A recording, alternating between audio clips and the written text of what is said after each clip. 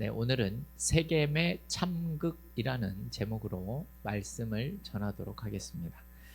우리는 작년에 이 창세기의 주요 인물들에 대해서 살펴본 경험들이 있습니다. 그 가운데 오늘 본문 내용은 야곱이 그동안 타향살이를 마치고 이제 자신의 고향으로 돌아온 후에 발생한 내용들입니다. 그의 삶에 있어서 여러 가지 많은 일들이 있었고 큰 위기도 있었지만 하나님께서 말씀하신 대로 야곱의 가족들은 큰 일 없이 무사히 약속의 땅으로 돌아오게 됩니다. 야곱이 그동안 많은 고생을 했기 때문에 이제는 그러면 좋은 일만 가득할까요? 그랬으면 참으로 좋겠지만 그렇지가 않습니다. 야곱의 가정은 또다시 위기를 맞이하기 때문에 그렇습니다. 그럼 그 위기가 무엇인지 그 내용을 통해서 우리가 어떤 내용을 배울 수 있는지를 오늘 우리가 살펴보도록 하겠습니다. 오늘 본문의 내용을 보게 되면 두 개의 비극적인 사건이 나타나고 있습니다. 첫째 사건은 가나안 족속이었었던 세겜이 이 디나에게 성폭력을 행한 사건입니다. 그리고 둘째 사건은 시므온과 레위가 그 사건 때문에 복수로 행한 살인 사건이 있습니다. 이 두 가지 사건의 중심에는 이 세겜이라는 사람이 있는데 그는 가나안의 7족속 중에 히위 족속이었고 하몰의 아들이었다라고 성경이 말을 합니다. 그리고 그가 살던 곳이 그의 이름과 같은 세겜입니다. 그러니까 세겜이라는 지역에 세겜이라는 사람이 살았던 겁니다. 어떤 일이 일어나고 있는지 1절 내용부터 좀 살펴보도록 하겠습니다. 1절을 보면 디나는 야곱이 레아를 통해서 얻은 딸이었다라는 사실이 나와 있습니다. 레아의 딸인 이 디나가 지금 1절에서 무슨 일을 하고 있습니까? 그 땅의 딸들을 보러 나갔다라는 내용이 나옵니다. 사실 이 말에는 조금 부정적인 뉘앙스가 담겨져 있는 내용입니다. 아브라함이 이삭의 아내를 구할 때에 가나안의 딸들은 안 된다라고 했었습니다. 뿐만 아니라 야곱의 아내를 택할 때에도 똑같은 내용이 나왔었습니다. 창세기는 반복해서 이 가나안 족속들과 이스라엘과 함께 할 수 없다라는 사실을 이야기해 오고 있지요. 그런데 야곱이 세겜에 사는 동안 디나는 그 땅의 딸들에게 관심이 있었다라는 겁니다. 우리 이 말씀을 통해서 앞으로 뭔가 좋지 않은 일이 벌어질 수 있다라는 사실을 생각해 볼 수 있다는 거죠. 부모로서 이 자녀를 양육을 할 때 보면 자녀의 삶을 완전히 통제할 수가 없습니다. 할 수가 있다고 하더라도 사실 그렇게 해서는 안 되는 것이죠. 하지만 일방적으로 자녀들은 항상 부모의 통제가 과하다고 생각하는 측면이 있습니다. 반대로 부모들은 항상 자녀들에 대해 통제가 부족하다라고 생각하는 경향들이 있죠. 그래서 부모들은 자녀들의 성향이나 그리고 상황에 맞게 적절한 모습을 보일 필요가 있습니다. 지혜가 필요한 부분이지요. 그런데 야곱은 아버지로서 그러한 일에 대해서 실패했다라는 사실을 우리가 알 수가 있습니다. 그리고 그 결과가 매우 뼈아프게 나타나게 됩니다. 우리 오늘 보면 2절과 3절 말씀인데요. 우리 앞에 나와 있습니다. 한 목소리로 2절과 3절 읽어보도록 하겠습니다. 히위 족속 중 하몰의 아들 그 땅의 추장 세겜이 그를 보고 끌어들여 강간하여 욕되게 하고 그 마음이 깊이 야곱의 딸 디나에게 연연하며 그 소녀를 사랑하여 그의 마음을 말로 위로하고 이렇게 말씀하고 있습니다. 세겜의 추장이었었던 세겜이 디나를 보고 끌어들여 성폭력을 저지르게 됩니다. 그런 후에 세겜은 디나를 마음 깊이 생각하게 되었고 디나를 사랑하여서 자신의 마음을 그녀에게 전하게 되지요. 그리고 자신의 아버지 하몰에게 찾아가서 이 디나와 결혼하게 해달라라고 하는 내용입니다. 하지만 이런 세겜의 행동은 디나에 대해서 진심 어린 사과나 자신의 행동에 대한 그 어떤 반성의 모습이 나타나지 않고 있습니다. 그렇다라는 것은 이러한 행동이 결국 자신의 욕망을 채우기 위한 목적이었다라고 생각을 할 수밖에 없는 것이죠. 그래서 디나를 집으로 돌려보내지 않습니다. 세겜은 디나를 좋아하게 된 한마디로 얘기하면 철없는 망나니 같은 사람이지요. 오늘 말로 따지면 자기밖에는 모르는 이 아나무인격인 그런 영화에서 보면 그런 재벌 2세와 같은 그런 모습을 가진 자다, 그렇게 생각할 수 있습니다. 야곱이 이 디나의 소식을 듣게 됩니다. 아버지로서 이 소식을 들었다면 여러분들은 어떠한 반응을 보이는 것이 맞다라고 생각을 하십니까? 5절을 보게 되면 이러한 모습들이 나오게 됩니다. 우리 5절 말씀 좀 보여주십시오. 우리 함께 읽겠습니다. 야곱이 그 딸 디나를 그가 더럽혔다 함을 들었으니 자기의 아들들이 들에서 목축함으로 그들이 돌아오기까지 잠잠하였고, 이렇게 말씀합니다. 무슨 말씀이죠? 야곱이 디나의 소식을 들었습니다. 그런데 침묵하고 있다라고 이야기를 합니다. 침묵하고 있다. 아무 행동도 하지 않고 아들들이 돌아오기까지 기다리고 있었다라는 겁니다. 이 상황을 보고 생각을 해보면 야곱이 위험할 수도 있으니 아들들이 오기까지 지혜롭게 대처하고 있다라고 생각을 할 수도 있을 것 같습니다. 하지만 사건이 계속해서 진행되는 과정을 보게 되면 야곱이 하는 일이 그와 같지는 않다라는 사실을 우리는 알 수 있게 된다는 겁니다. 먼저 우리는 야곱이 레아보다 라헬을 더 사랑했다라는 사실을 알고 있지 않습니까? 그리고 1절에서 이 디나가 누구의 딸이라고 했습니까? 레아의 딸이라고 했습니다. 자신이 덜 사랑했었던 부인의 딸이었다라는 겁니다. 만약 디나가 라헬의 딸이었다라고 하면 야곱이 지금과 동일한 행동을 할 수 있었을까요? 저는 다른 반응을 보였을 거다라고 생각을 합니다. 이러한 일에 대해서 좀 더 단호한 모습을 보여주었을 거라고 생각합니다. 하지만 이상하게도 야곱은 이 일에 대해서 아무런 반응을 하질 않습니다. 오늘 본문에서 야곱이 유일하게 보이는 감정은 세겜에 대한 것이 아니라 오히려 자신의 아들들에 향한 분노가 30절에서 나오고 있습니다. 성경은 이렇게 야곱의 이러한 반응을 그의 아들들의 반응과 대조해서 오늘 우리에게 보여줍니다. 7절 말씀인데요. 우리 7절 말씀 좀 보여주시겠습니까? 우리 같이 한번 읽어보겠습니다. 야곱의 아들들은 들에서 이를 듣고 돌아와서 그들 모두가 근심하고 심히 노하였으니 이는 세겜이 야곱의 딸을 강간하여 이스라엘에게 부끄러운 일 곧 행하지 못할 일을 행하였음이더라. 아멘. 급히 소식을 듣고 돌아온 이 아들들의 반응은 매우 극명하게 분노하는 모습이 나옵니다. 아버지의 반응과 이 아들들의 반응이 매우 다르죠. 또 성경은 아들들의 분노에 대해서 설명을 하는데 어떠한 설명을 하냐 하면 이스라엘에게 부끄러운 일을 했다라고 지금 표현하고 있습니다. 여기서 부끄러운 일이라는 것은 기준에서 벗어나는 어리석은 일을 말을 하는 겁니다. 사실 성경에서 이 단어를 사용할 때 보통은 망령된 일이라고 번역을 하는 경우가 많습니다.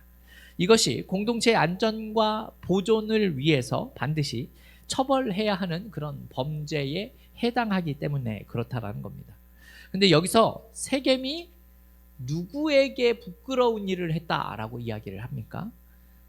이스라엘에게라고 지금 이야기를 합니다. 이스라엘에게. 성경은 이스라엘에게 부끄러운 일을 했다라고 말을 하는데 어떠한 의미이겠습니까? 우린 두 가지 정도를 생각해 볼 수 있습니다. 첫째는 이스라엘이란 이름이 야곱의 이름이지 않습니까? 그래서 야곱에게 부끄러운 일이 아니라 이스라엘에게 부끄러운 일이다라는 것은 이 야곱을 뜻하는 이스라엘이 아니라 이스라엘 나라를 향한 것으로 생각할 수 있다는 겁니다. 당시에는 이스라엘이 이 나라로서의 모습을 같이 갖추기 이전의 그런 모습이지만 시대와 상관없이 이 이스라엘에게 있어서는 안 됐었던 일이다라는 사실을 강조하는 것이다라는 겁니다. 그리고 두 번째는 여기서 디나에게 부끄러운 일이 아니라 이스라엘에게 부끄러운 일이다 한 것은 이것이 한 사람을 향한 죄는 단순히 그 사람에게만 해당되는 것은 아니다라는 사실을 말해주는 겁니다. 지금 세겜이 범죄를 한 대상이 누구입니까? 디나입니다. 하지만 이 일은 디나가 속한 이스라엘에게도 부끄러운 일이 되는 것입니다. 죄는 그 당사자뿐 아니라 그 사람이 속한 공동체에 대한 것이 되기 때문에 그렇습니다. 예를 들면 이런 거죠. 아이들끼리 치고받고 싸움을 합니다. 그러면 이제 그 일은 아이들뿐만이 아니라 그 아이들의 부모님들까지도 결과를 미치게 되는 것처럼 말입니다.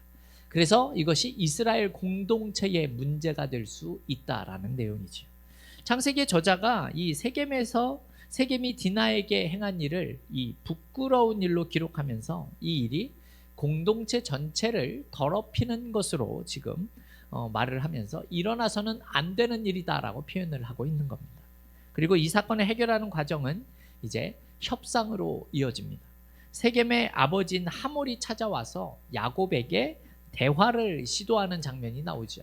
8절을 보게 되면 하몰이 자신의 아들인 이 세겜이 너희의 딸을 연모하니까 세겜에게 아내로 주어서 삼게 하는 것이 어떻겠느냐 이렇게 말을 한 내용이 나옵니다.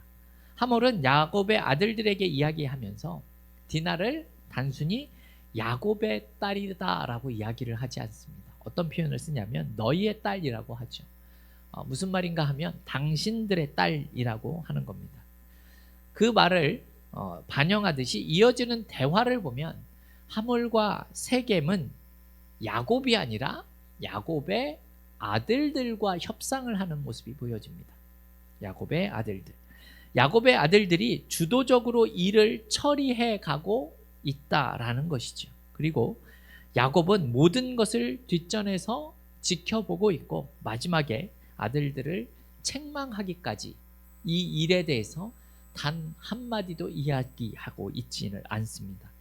이런 야곱과 달리 하몰은 적극적으로 이 상황에 대해서 이용을 하고 있는 모습이 나오는데 10절을 보게 되면 자신의 아들을 결혼을 시키게 되면 서로의 딸들을 서로 통혼하는 것이 어떻겠느냐라고 제안하는 모습이 나옵니다. 이것을 받아들이면 양쪽에게 서로 큰 이익이 되지 않겠느냐. 이 일로 우리 서로 부족 간에 같이 결혼을 시켜서 잘 살아보자 이런 뜻입니다. 함께 거주하고 땅을 기업으로 얻고 잘 살아보는 것이 어떻겠느냐라는 거죠. 하지만 하몰은 사실 검은 속내를 가지고 있었습니다. 실제로 세겜 성읍의 사람들에게 가서 전혀 다른 이야기를 합니다. 오늘 본문은 아니지만 23절을 보게 되면 어떤 내용이 나오냐면 그들의 가축과 재산과 그들의 모든 짐승이 우리의 소유가 되지 않겠느냐라고 말하는 그런 내용이 나옵니다. 하몰이라는 사람은 이 기회를 놓치지 않고 지금 아주 교활한 일을 꾸미고 있었다라는 사실을 알 수가 있게 됩니다. 자기가 원하는 것을 얻기 위해서 양쪽에다 다른 이야기를 지금 하고 있다라는 거죠. 이런 하몰의 말이 끝나자 이번에는 당사자인 세겜이 12절에서 이렇게 말씀하는 내용이 나옵니다. 우리 12절 말씀 같이 한번 읽어볼까요?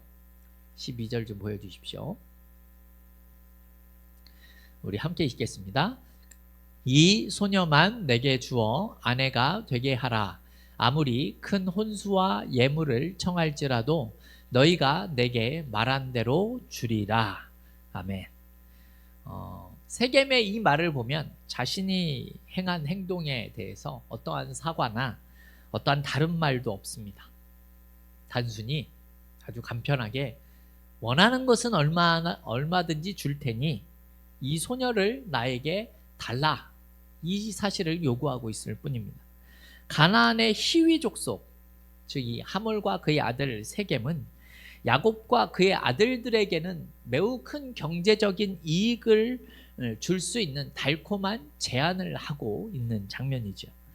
디나의 일이 어찌 되든 간에 디나를 세겜의 아내로 주면 그 값으로 많은 것들을 얻을 수 있다라고 지금 말을 하게 되죠. 또 그 족속들과 통혼을 하게 되면 함께 지내고 그 땅의 기업도 얻을 수 있지 않겠느냐라고 얘기를 합니다. 여러분, 이 하몰과 세겜을 보면서 어떠한 생각이 드셨습니까? 여러분이 야곱의 입장이라면 내가 좋은 사돈과 사위를 얻을 수 있겠구나라고 생각을 하십니까? 저는 그렇게 보지 않습니다. 이 하몰과 세겜을 보면 그 아버지의 그 아들이다라는 생각이 듭니다. 범죄를 저지른 세겜은 사과의 한마디조차 하지 않고 있고 물질을 주고 모든 것을 해결하려고 하는 모습이 보입니다. 하몰도 그냥 잘 살아보면 되지 않겠느냐라고 얘기하고 있죠.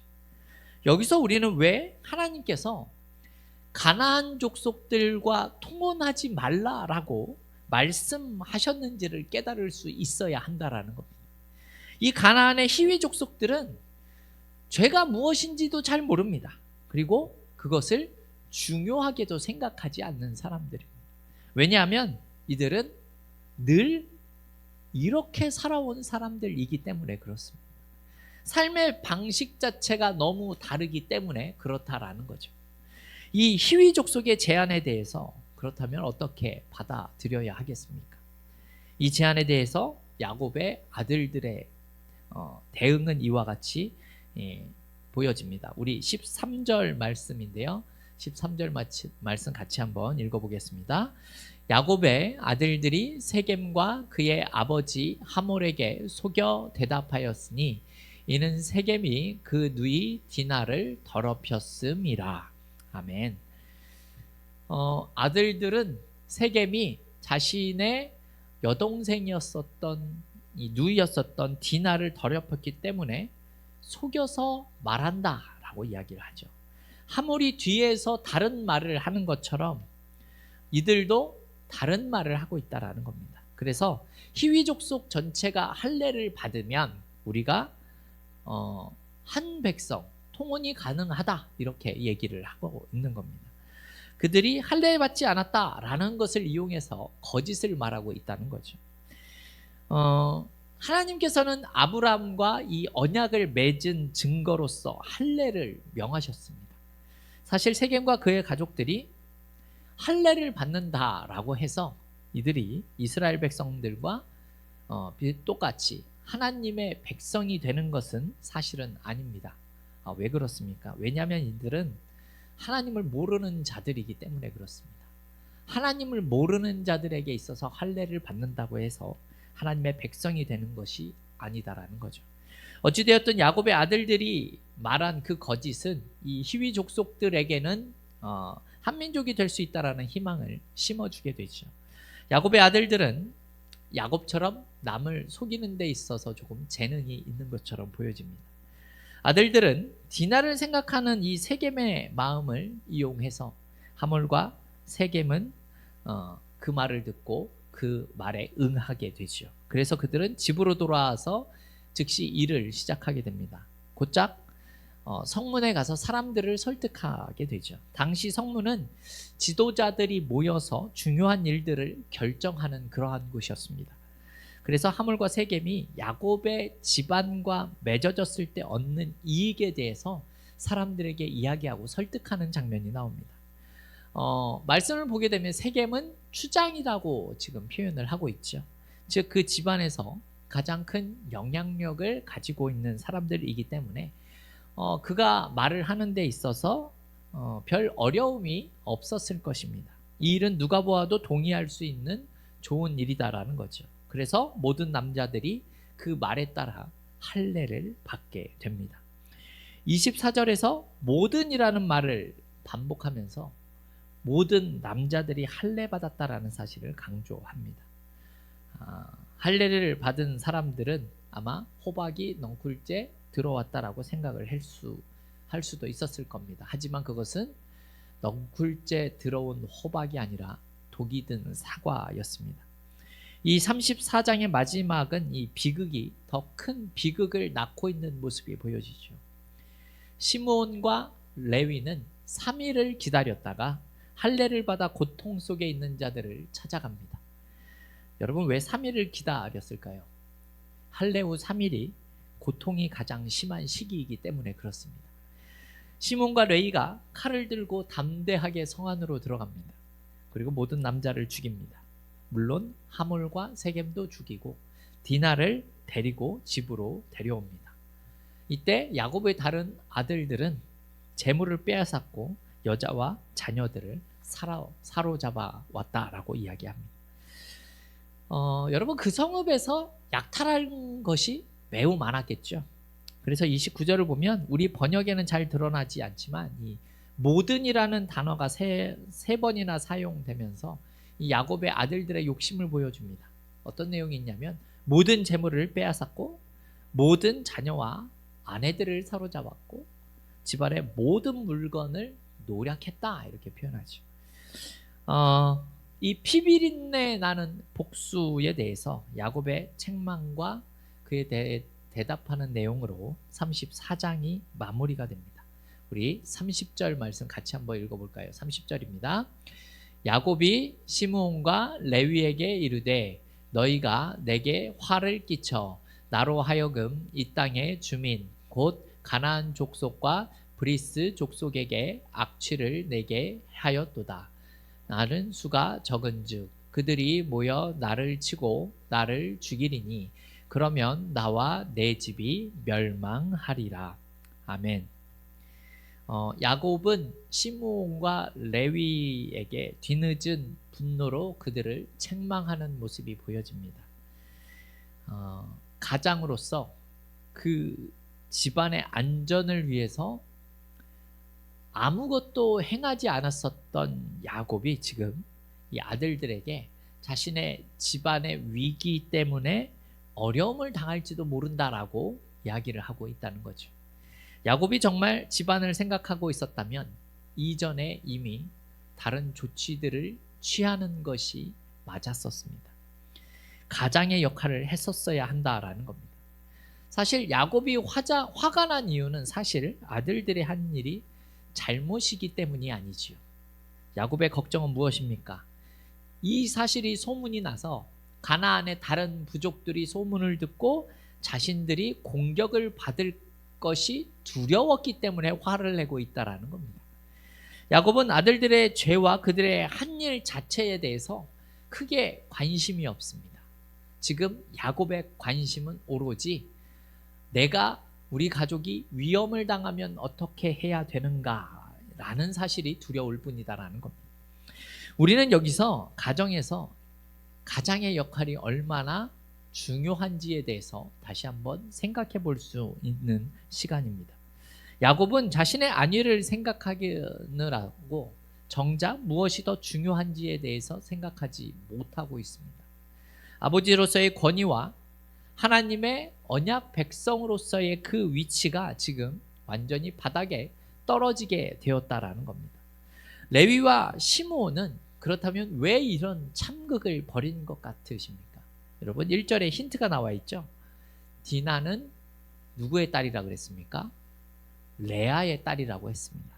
그리고 레위와 시므온도 레아의 아들들입니다. 즉 디나의 친오빠들이기 때문에 그렇습니다. 만약 자신이 더 사랑했었던 라헬의 딸이 이 일을 당했다면 야곱은 지금과 같은 모습을 절대로 보이지는 않았을 겁니다. 더세움교회 성도 여러분, 오늘 세겜에서 벌어진 이 비극적인 이야기는 개인적인 이야기로 시작해서 가족의 이야기로 다루어지지만 사실 이 사건은 우리에게 훨씬 더 큰 의미를 가져다 줍니다. 앞서 잠시 말씀을 드렸지만 율법은 이스라엘 백성들에게 위협이 되는 이 가나안 족속들과 통혼하거나 그들과 언약을 맺는 것을 금하고 있고 오히려 그들을 진멸하라라고 말씀하고 있다라는 겁니다. 오늘의 이야기는 그 율법의 명령을 왜 지켜야 하는지를 우리에게 보여주고 있는 내용이다라는 겁니다. 그래서 그들에게 분노하는 야곱의 아들들을 합당한 모습으로 그리고 있습니다. 하지만 그들의 분노는 합당하지만 그들이 행한 복수와 방법에 대해서는 성경은 잘못되었다라고 이야기를 하죠. 그들은 하나님이 주신 언약의 증표를 사람들을 속이는 도구로서 사용했고 그들의 복수는 너무나 잔인하고 지나쳤습니다. 이 사건을 통해서 우리는 어려움을 당했다고 감정에 치우쳐서 행해서는 안 된다라는 사실을 우리에게 말씀해 주고 있습니다. 악을 악으로 갚기 위한 폭력과 거짓이라는 방법이 합당하지 않다라는 말씀이지요. 또 악에 대해서 아무런 조치도 취하지 않고 있는 모습도 역시 합당치 않았다라는 겁니다. 야곱은 가장으로서의 책임을 다하지 않고 뒤에 물러나 있었기 때문에 그렇습니다. 사실 야곱의 침묵과 무기력한 모습은 그의 아들들을 더욱 부추기는 모습이 되었다라는 겁니다. 아버지 야곱이 주도적으로 나서서 단호한 모습을 보였다면 더 이상 이 큰 비극은 일어나지 않았을 것입니다. 이러한 모습은 우리는 엘리 제사장의 가문을 통해서도 잘 알 수 있지 않습니까?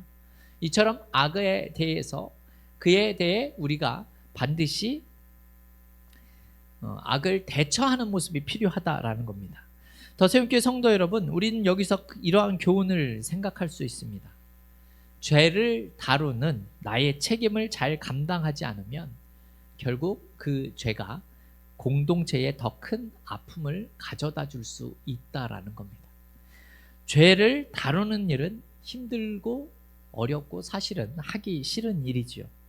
때로는 아픔을 가져다 주고 마음의 부담과 어려움이 되게 됩니다.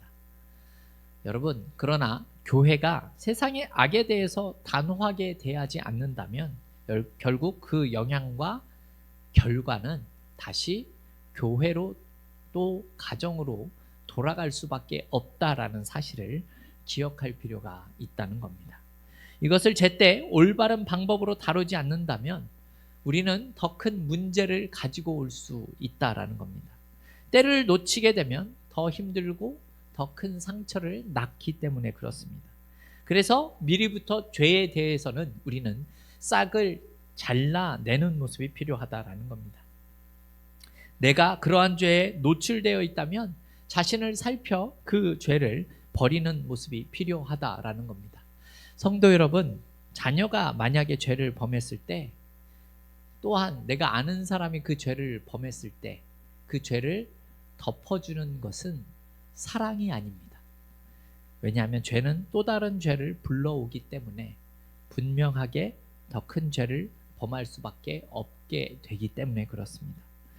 우리는 악에 대해서도 잘못된 방법이나 불의한 행동으로 대응해서는 안 될 뿐만 아니라 악을 용납하거나 악에 대해 침묵해서도 안 될 겁니다.